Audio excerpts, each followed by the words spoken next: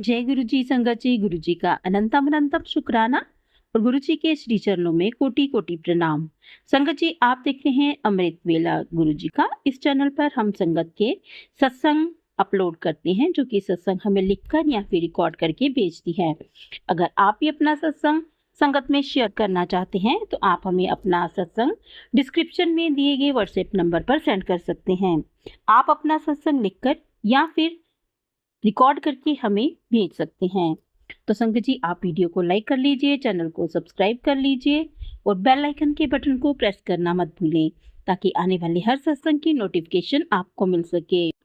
संगत जी, बहुत सी संगत जो है हमारे, वो हमें गुरुजी के मैसेजेस पढ़ पढ़ के तो वही सत्संग भेजते रहते हैं। संगत जी, वो सत्संग नहीं होते। आप मैसेज पढ़ करके, सिर्फ आप हमें बहुत सारे मैसेजेस इकट्ठे करके उनको पढ़ के वो हमें सेंड करते हैं। प्लीज़ आप हमें ऐसे सत्संग मत भेजिए। आप वही सत्संग भेजिए जिसमें गुरुजी ने आपके ऊपर कोई कृपा की हो, गुरुजी ने आपको कोई ब्लेसिंग्स दी हो, आपको किसी परेशानी से बाहर निकाला हो, ताकि हम जो हमारी नई संगत है उनके लिए ऐसे सत्संग हम प्रस्तुत कर सकें और संगत को मोटिवेट कर सकें। तो चलिए सुनते हैं आज का सत्संग। आज का सत्संग हमें आंटी जी ने अपनी आवाज में रिकॉर्ड करके भेजा है। तो चलिए सुनते हैं आंटी जी का सत्संग। जय गुरु जी, शुक्राना गुरु जी। ओम नमः शिवाय। शिव जी सदा सहाय। ओम नमः शिवाय। गुरु जी सदा सहाय। गुरु जी के पावन चरणों में ये मेरा सत्संग समर्पित है। गुरु जी स्वीकार करिएगा। मैं बहुत दिन से कर नहीं पा रही थी, ना जाने क्या ब्लॉकेज और नेगेटिविटी थी कि मैं बहुत सारी सत्संग हो गए मेरे, लेकिन मैं चाह कर भी नहीं कर पा रही थी। आज मैं जैसे आपने मुझे शक्ति दी और हिलाया, तो मैं बैठ के अब कर पा रही हूँ, बोल पा रही हूँ। पिछले दिनों से जब से मैंने शेयर नहीं करा है, मेरी डॉटर का हुआ था सत्संग कि उसके जो पीरियड्स टाइम, उसके कॉलेज में एग्ज़ाम चल रहे थे, तो उसका पीरियड टाइम था। सुबह उसके पेट में दर्द हुआ और उसने मुझे बताया नहीं, क्योंकि मैं सुबह के टाइम सोती हूँ, मुझसे नहीं उठा जाता है थोड़ा सा सिर दर्द की वजह से, जो प्रॉब्लम मेरी है। तो बच्चे खुद चले जाते हैं करके, ये भी तो गुरु जी का शुक्राना है।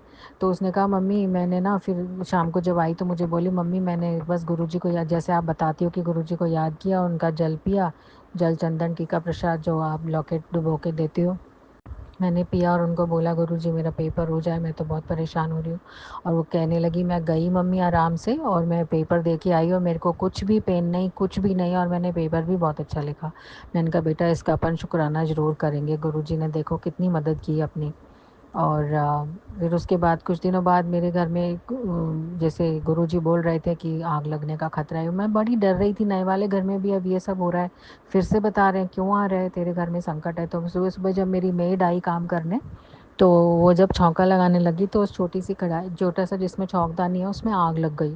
तो मैं लेटी हुई थी, उसने एकदम से बोला दीदी आग लग गई। मैं एकदम घबरा के उठी और मैंने गुरुजी का नाम लिया और पता नहीं कैसे मेरे को गुरुजी ने थॉट दिया और मैंने आराम से उस तेल को दूसरे कटोरे में निकाला, आग लगी रही थी, और फिर उसको आग उसमें बच गई थी, तो मैंने उसको पानी में डाला। तो मैं कैसे बची उस वक्त आग लगने से, गुरुजी अनंतम अनंतम शुक्राना।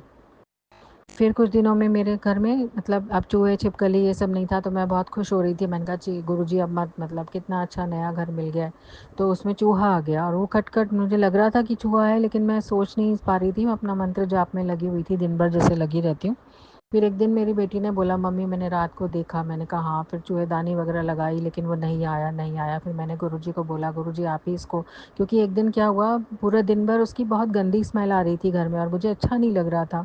मैंने गुरुजी को बोला कि अब ये तो नहीं आ रहा है गुरुजी, पकड़ में आप इसको प्लीज़ बाहर का रास्ता दिखाइए ताकि ये ना आए। और वो 3-4 दिन बाद अपने आप ही वो उसकी स्मेल आई, उसके अगले दिन से वो गायब हो गया और एक भी दिन नहीं दिखा।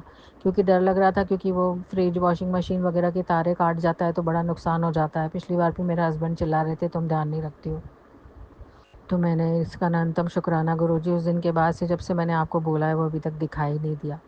अभी कुछ दिन पहले छिपकली आ गई, तो मैं बहुत डर गई थी, क्योंकि मैं थोड़ा सा छिपकली और इन जानवरों से बहुत डरती हूँ।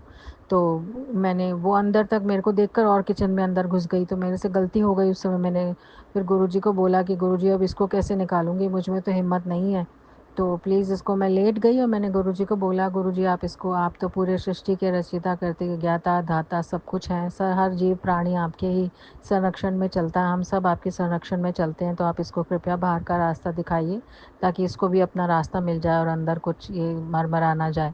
तो वो धीरे धीरे थोड़ी देर बाद निकली और मेरी बेटी, मैंने देखा उसको निकलते हुए, मेरी बेटी भी बोली मम्मी देखो वो अपने आप बाहर जा रही है। मैंने कहा बेटा वो अपने आप नहीं जा रही है, गुरुजी ने उसको बाहर का रास्ता दिखाया है। तो मैं इसी तरह प्रे कर रही थी कि हमें भी हमारे ससुराल वाला घर का रास्ता भी गुरुजी खोल दीजिए, लेकिन वो अभी नहीं हुआ है, तो मैं थोड़ी उदास हो रही थी। पर कोई बात नहीं, हस्बैंड ने जब दोबारा भी मेरे जो पैसे अटका रखे थे जो मैंने पिछले सत्संग में शेयर किया था वो भी भेज दिए थे उन्होंने। उसका भी बहुत बहुत शुक्राना गुरुजी, वो पैसे आने से मुझे कितनी राहत मिली, काफ़ी अच्छा अमाउंट था। और पिछले कुछ दिनों से जब मैं घर ढूंढ रही थी, जबकि बात है मैं लोन वोन बहुत अप्लाई कर रही थी, तो कोई किसी भी कंपनी में मेरा लोन एक्सेप्ट नहीं हो रहा था। फिर एक लोन मैंने लिया, दूसरा जब यहाँ आई थी तब लिया, उसके बाद जितने मैंने अप्लाई करे थे धीरे धीरे सबके कॉल आने लगे, मैम आपका अप्लाई अप्रूव हो गया है। तो मेरे को एक दो अभी अप्रूवल पड़े हैं, मेरे पास कम से कम 2-3 अप्रूवल पड़े हैं, जो मैं चाहूँ तो ले सकती हूँ, नहीं तो नहीं भाई, ज़रूरत नहीं है तो अभी क्या फ़ालतू में बर्डन बढ़ाना। तो मैं इतनी गुरुजी का शुक्राना कहती हूँ इस बात का। और एक और बात है, जो मेरी छोटी बेटी अभी 5-6 साल से, हम जब से ससुराल से निकले डिवोर्स हुआ, तो मेरी छोटी बेटी काफ़ी इधर उधर शिफ्टिंग से ना अपसेट हो गई थी, उसको लग रहा था कि मैं गलत हूँ या मम्मी पता नहीं, क्योंकि मुझे भी कई बार ऐसा गुस्सा आता था। मैं गुरुजी इस बात की क्षमा मांगती हूँ, बच्चों पे मैंने कई बार गुस्सा किया, अपने हालातों को लेकर पिस गई। तो वो मुझसे थोड़ा खिंच गई थी और मुझसे बोलती नहीं थी। बड़ी वाली बेटी तो प्रॉब्लम समझती थी तो बोलती थी, लेकिन ये नहीं बोलती थी। और तो इसने भी मुझे अभी कल बोला कि मम्मी आप मुझसे बात किया करो। तो मैं इतनी खुश हुई, मैंने कहा बेटा तू मुझसे नाराज़ रहती है तो मैंने सोचा तेरे को डिस्टर्ब नहीं करूँ। तो उसने इतनी अच्छी तरह मेरे से बात की ना, मैंने कहा बेटा कोई बात नहीं, कोई थोड़ा सा पापा को मिस करती हूँ तो मैं उसमें फंस जाती हूँ। उसने बोला कोई बात नहीं मम्मी, हो जाता है और इतना मत मिस करा करो। मैंने कहा देखो कितना अच्छे से उसने मुझसे डायलॉग किया, और मैं सोच रही थी कि वो बात बात पे थोड़ा सा भड़कती है, मेरे से खिंचती है, तो गलती मेरे से भी हुई है, तो बच्चे के मन में आ जाता है ना। तो मैं उसके लिए काफ़ी दिन से प्रे कर रही थी, फिर मैंने गुरुजी पे ही छोड़ दिया था कि जब गुरुजी चाहेंगे हो जाएगा। मैं तो अपनी और चीज़ों में ही, मेरे पास और ही परेशानियाँ इतनी हैं। फिर अभी एक दिन मेरी बेटी का, बड़ी बेटी का कान में दर्द हुआ और उसको, फिर मैं घबरा गई। मैंने कहा गुरुजी अब आप देखना। मैंने उसके कान में जल चंदन टीका प्रसाद हल्का सा डाला, डर रही थी हालांकि डॉक्टर्स मना करते, पर उसने डालते ही 5 मिनट में बोला मम्मी अब आराम आ गया है। फिर थोड़ी देर बाद फिर उसको दर्द होने लग गया, तो मैंने कहा चलो ईयर ड्रॉप डाल देते हैं। ईयर ड्रॉप ला के डाली तो उसने कहा हाँ थोड़ा सा खुला। फिर मेरे को गुरुजी ने थॉट डाला कि नहीं डॉक्टर, अभी ईएनटी भी जो हमारा यहाँ पास में बैठता था पहले, तो वो बीच में मैं किसी और काम से भी गई थी तो वो नहीं बैठता था। मैंने कहा चलो उसे देखते हैं जाकर, वो मिल गया तो बहुत अच्छा डॉक्टर है। और हम गुरुजी का नाम लेते हुए गए और वो डॉक्टर हमें मिल गया, और अपॉइंटमेंट भी बाहर खड़े खड़े फटाक से मिल गया। गुरुजी अनंतम शुक्राना। और डॉक्टर ने देखा, उसको बोला उसके बचपन में भी ये प्रॉब्लम हुई थी, उसके कान में मैल जम जाता है तो वो दर्द होता है। गुरु उस डॉक्टर ने वही बोला कि मैल जमा हुआ है, बस ड्रॉप्स डालो और इसको 2-3 दिन में हम, अगर लगेगा तो इसको निकाल देंगे, क्योंकि वो सिंपल एक सुई से लगा के निकाल देता है। तो वो उसका पहले भी निकला हुआ था, मुझे याद था। तो मैंने कहा बेटा डर मत, कुछ नहीं होगा इसमें। थोड़ा सा हालांकि वो डर रही थी, दवाई डाली तो अनईज़ी लगा उसे। उसने कहा दवाई डालोगे तो मैल फूलेगा, फूलेगा तो वो तो बाहर आ जाएगा या हम निकाल देंगे इसको, अनकम्फर्ट हुआ तो।